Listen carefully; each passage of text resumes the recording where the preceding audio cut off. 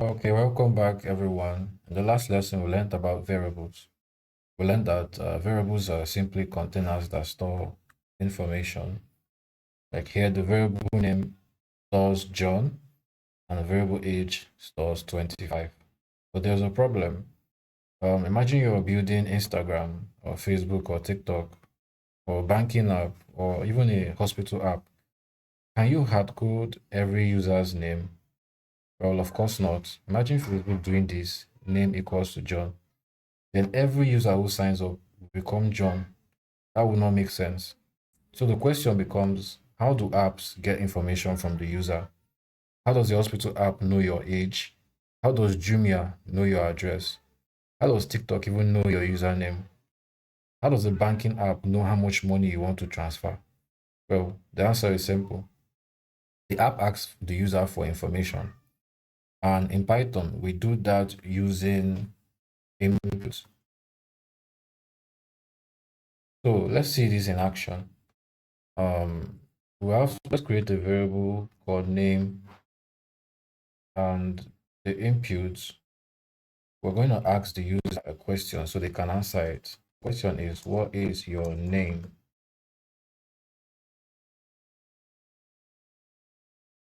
Then we're going to print the name of the user. Print name. So when I run this program, Python pauses and waits for the user to type something. So if the user types their name, then the variable name stores. So let's try that first. Do Python main py. I'm using py main py, but you can also use Python main py if py main py doesn't work for you. So it's asking me, what is your name? I'm just gonna so let's say my name is K. My name is K, and you printed my name K. So notice something important. We're still using variables. This is a variable. Name is a variable. But the only difference is that instead of us manually typing the value, I did never. You notice I never typed K here. Usually before we would do something like this: name equals K. But I did not do that. You notice I never did anything like that. It was here I imputed my name. So the only difference here is that instead of us manually typing the value, the user provides the value. So think of it this way now. If we did it this way, name equals to K, we are the programmer that is supplying the data. K is the data. So, but we're not doing it that way. We're doing it this way with inputs. And in this case now, the user supplies the data. But in both cases, the value always ends up inside the variable, which is name. So variables are still doing the same job. They are just storing information. So let's make our program feel more, real. Um, let's say we add something here. Let's say print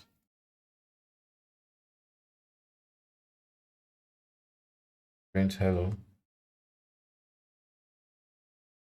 Remember to save your file every time you make a change. Do Ctrl S. Okay, so let's run this. I'll just say my name is. Let's say I change my name. Now my name is John.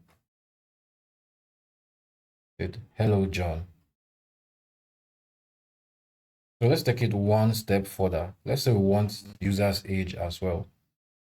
So let's add something here.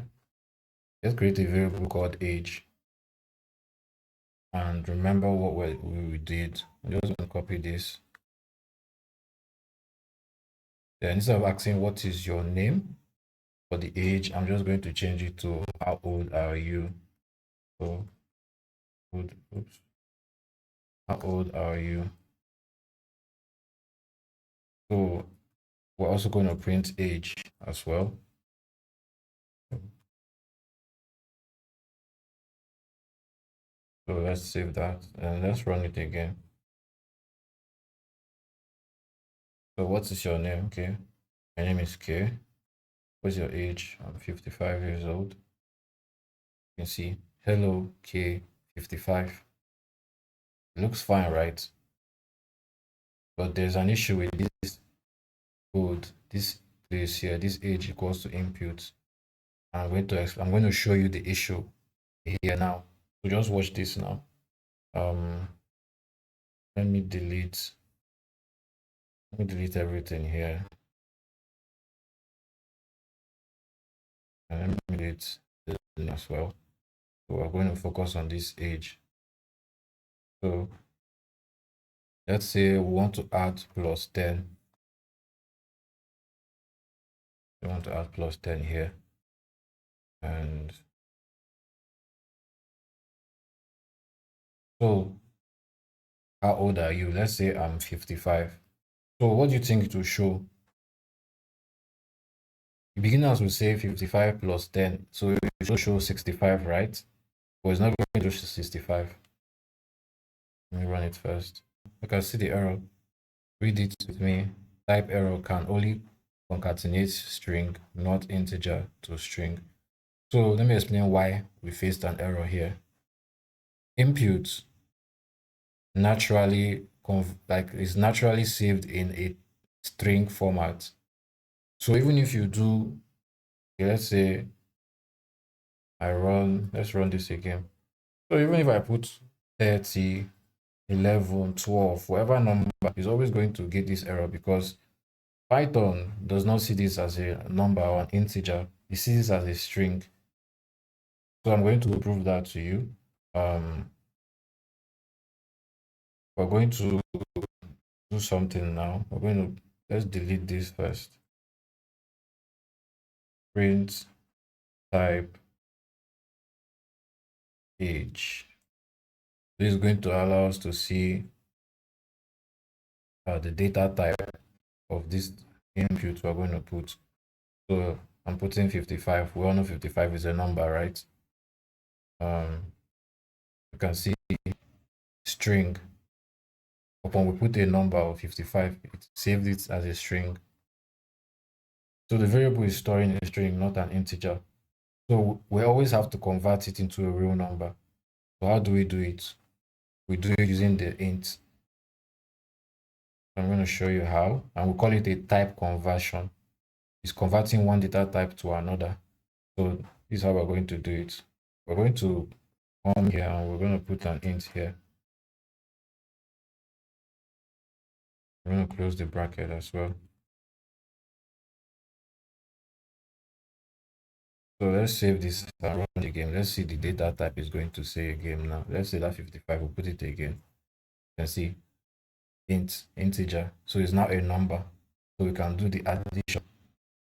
So now let's test that. Let's test it again. Let's test it again. So here now, we're going to do age plus 10. I'm going to do here now, age plus 10 on it. Let's say I'm 40 years old. You can see 50. 40 plus 10 is 50. Perfect. So this is what happens in real application. Think about a banking app. When you enter 5,000 for a transfer amount, the app cannot keep the value as the app cannot keep that value as text. It must convert it into a number so calculations can be performed. The same thing happens in payroll systems and all types of websites or software application. So let's do something now. Let's build a small project. Let's build a small project. We're going to create that name variable again. Input. Enter your name.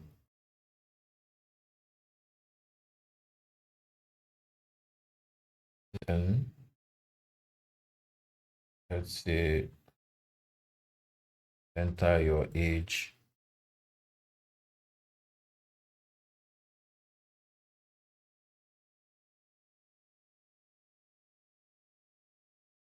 Then let's say okay, let's build an an app that can tell you when you were born. The app will be able to tell you when you were born.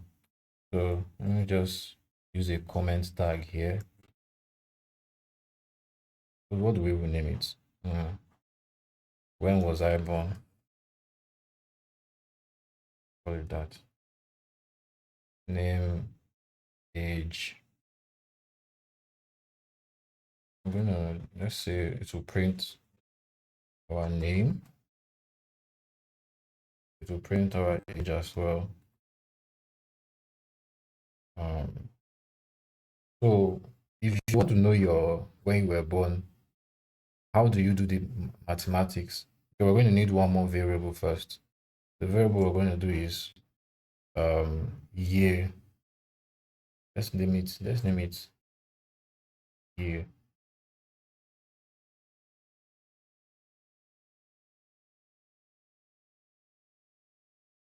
Let's say year now.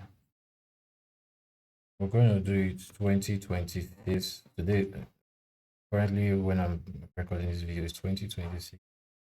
2026 minus age. Age is the variable, remember? So it's going to print our name, age, and our year of birth. So let's save this and run it again.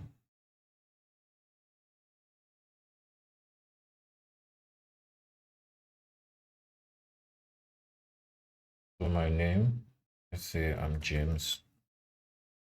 My age, and let's say I'm 42. So James 42, I was born in 1984. Okay, then let's also be able to see the data types. The print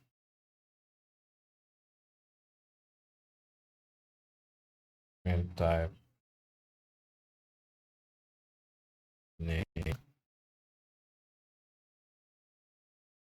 and let's also want to print type age. We also want to print type age and year. So if I run this, what do you think the name, age, and year data type will be? So let's run it and see. I'm James, 42. So you can see name, James, age, 42. Name is a string, age is an integer, year is an integer. The year is 1984. That's the date of birth. So different values can store different data types. That's why understanding variables is so important. Everything we're learning right now is building on top of variables, because without variables, there will be nowhere to store the user information. Before we end today's lesson, remember these three key ideas. Variables store information, input allows users to provide information, and input always returns a string. So use int when you need a whole number. So in the next lesson, we'll learn how apps combine text and variable values to create messages like welcome back K or you're 25 years old, mixing words and numbers together. So we'll see you in the next session or lesson.